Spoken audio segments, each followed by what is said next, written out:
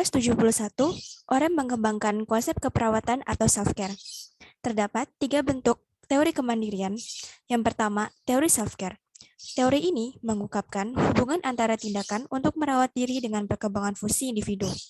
Self-care sendiri adalah performance atau praktek kegiatan individu untuk berinisiatif dan membentuk perilaku mereka dalam memelihara kehidupan, kesehatan, dan kesejahteraan. Bila self-care dibentuk dengan efektif, maka hal tersebut akan membantu membentuk integritas struktur dan fungsi manusia dan erat kaitannya dengan perkembangan. Yang kedua, teori self-care deficit. Teori ini mengungkapkan tentang ketidakmampuan klien, dalam hal ini lansia dalam merawat diri. Dalam teori keperawatan, diberikan jika seorang dewasa tidak mampu atau terbatas dalam melakukan self-care secara efektif. Asuhan keperawatan diberikan jika kemampuan merawat berkurang atau tidak dapat terpenuhi atau adanya ketergantungan. Dalam teori ini, Oren mengungkapkan ada 5 metode yang dapat digunakan dalam membantu self-care. Yang pertama, tindakan untuk atau lakukan untuk orang lain. Yang kedua, memberikan petunjuk dan pengarahan. Yang ketiga, memberikan dukungan fisik dan psikologis. Yang keempat, memberikan dan memelihara lingkungan yang mendukung pengembangan personal. Dan yang kelima, pendidikan. Teori yang ketiga adalah teori nursing system. Nursing system dibuat oleh perawat didasarkan pada kebutuhan self-care.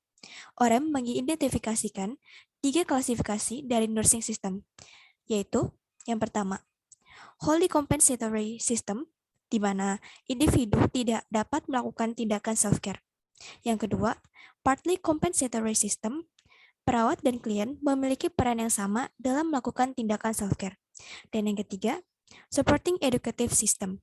Pada sistem ini, orang dapat membentuk atau dapat belajar membentuk internal atau eksternal self-care, tetapi tidak dapat melakukannya tanpa bantuan. Di sebuah panti asuhan dan di salah satu ruangan, tinggallah 3 orang remaja bernama Farhan yang menderita patah tulang akibat kecelakaan motor dan pemalas, Novi menderita lumpuh bagian kaki yang sulit untuk melakukan aktivitas, sedangkan Ani adalah pasien yang paling energik, sehari-harinya dihabiskan dengan menanam tanaman di halaman panti.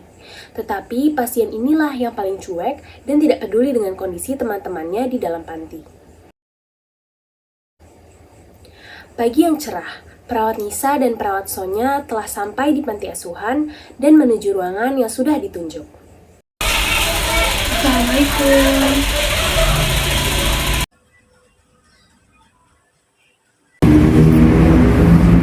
Waalaikumsalam. Waalaikumsalam. Perkenalkan, kami perawat yang bertanggung jawab di panti ini. Ini Ani, ini Farhan, loh, Novi mana? Saya lumpuh, suster, sulit bergerak. Kamu gak usah sedih, kami pasti akan bantu. Emang apa yang kamu rasain? Saya sulit bergerak, suster. Kaki saya sakit dan kaku. Udah berapa lama kamu menderita lumpuh? 1 bulan, suster. Awalnya saya terpeleset di kamar mandi, tapi tiba-tiba kaki saya sakit, kaku, dan sulit digerakkan, sus. Untungnya saya masih bisa berbicara.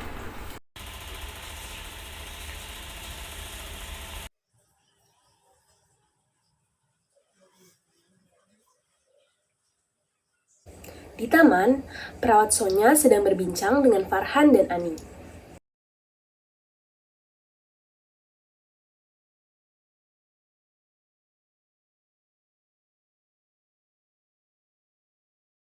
Wah Farhan, lihat tuh Ani, pagi-pagi udah siap-siap untuk beraktivitas.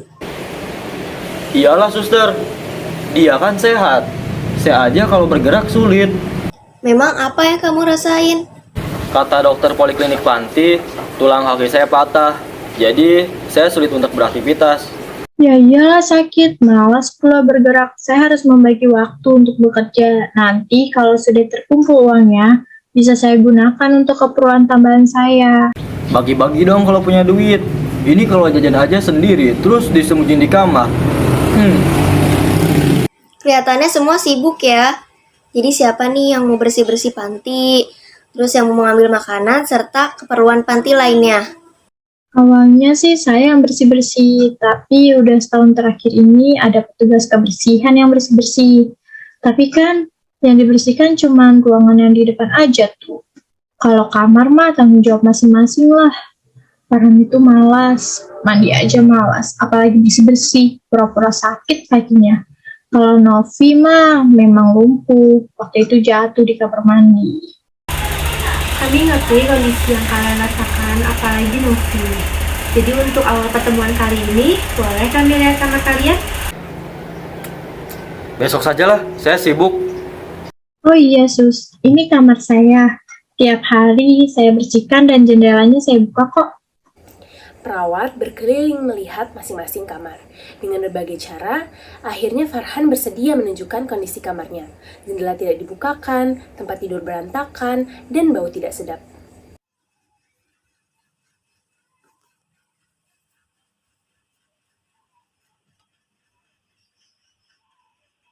Jadi, saya berpendapat setiap pagi jendelanya harus dibuka ya, Farhan, Novi. Untuk Novi, jendelanya bisa dibantu bukakan oleh Ani. Dan jangan lupa kamarnya dibersihkan, dirapikan. Untuk sementara, Novi nanti bisa dibantu oleh petugas. Dan Farhan bisa mengerjakannya pelan-pelan ya. Nah, untuk Ani, karena kamu yang paling sehat, jangan lupa dibantu kawan-kawannya. Kan buat kamu juga pahalanya semisal kamu bisa bantu orang lain. Baiklah. Baik, kami harus kembali ke tempat kerja kami. Besok kita bertemu di jam yang sama ya. Apakah kalian keberatan? Oke, suster. Baik, sekarang bisa istirahat. Besok kami datang di jam yang sama ya. Assalamualaikum. Waalaikumsalam. Salam. Setibanya di tempat kerja, perawat melaporkan kondisi di panti kepada kepala panti, sambil berdiskusi dan mencari solusi dari masalah yang dihadapi oleh penghuni panti. Kepala panti menyerahkan perawatan kepada 2 orang perawat tersebut. Melihat kondisi panti asuhan tersebut, sepertinya kita harus menerapkan teori Dorothea Oron. Bagaimana suster bisa menyimpulkan demikian? Dimulai dari syarat umum perawatan sendiri untuk Novi dan Farhan dalam pemenuhan kebutuhan makanan, kebersihan, aktivitas, dan interaksi sosial mengalami gangguan. Syarat perkembangan perawatan sendiri, Novi dan Farhan kemampuan perawatan diri masih bergantung dari orang lain. Ketidakmampuan keperawatan mandiri sangat kelihatan bahwa mereka mengalami ketidakmampuan memenuhi kebutuhan dasarnya. Kalau Farhan sepertinya mampu, hanya saja ada ketidakpedulian pada dirinya sendiri.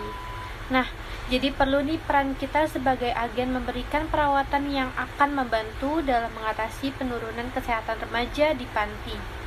Sistem-sistem keperawatan, kalau di sini kita perlu membuatkan tingkat ketergantungan masing-masing penghuni panti. Jadi, kita dapat memberikan rencana asuhan keperawatan. Tepat sekali. Besok kita mulai ya, Sus. Keesokan harinya, perawat sesuai janji datang dan mereka sambil membawa tongkat untuk Farhan. Assalamualaikum. Waalaikumsalam. Nah, sesuai janji kita, kami datang kembali dan kami membawa tongkat ini untuk Farhan. Jadi nanti perawat Nisa akan membantu Farhan menggunakan tongkat ini agar Farhan bisa ke kamar mandi, bisa bersihkan tempat tidur. Gimana? Farhan bersedia kan? Biar Farhan wangi, bersih, pikiran jadi tenang. Karena sehat itu bisa datang dari pikiran yang tenang. Untuk Novi, nanti saya akan bantu untuk memandikan ya. Ani bisa bantu saya. Kemudian perawat Lisa mengajarkan kepada Farhan menggunakan tongkat untuk melakukan aktivitas sehari-harinya agar tidak selalu bergantung kepada orang lain.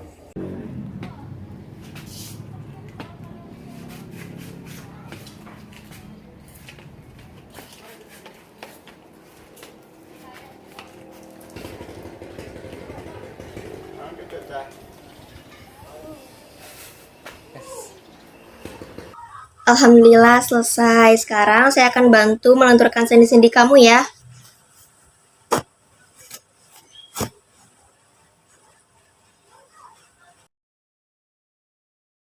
Bagaimana pertemuan kita hari ini? Jujur apa bohong ya? Jujur saya sangat senang sekali. Alhamdulillah untuk hari ini cukup sampai di sini ya.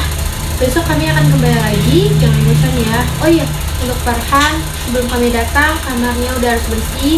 Jangan duduk aja, kan sudah dikasih tongkat. Siap. Kalau begitu, kami permisi ya. Assalamualaikum. Hari demi hari yang dijalani oleh kedua perawat tanpa tanda jasa. Sampai pada akhirnya, Farhan bisa melakukan aktivitasnya secara mandiri, walaupun pelan-pelan. Sedangkan Novi masih dibantu, tapi berangsur-angsur mulai bisa menggerakkan kakinya. Sekian video roleplay FTK ini dibuat. Kurang lebihnya mohon maaf. Wassalamualaikum warahmatullahi wabarakatuh.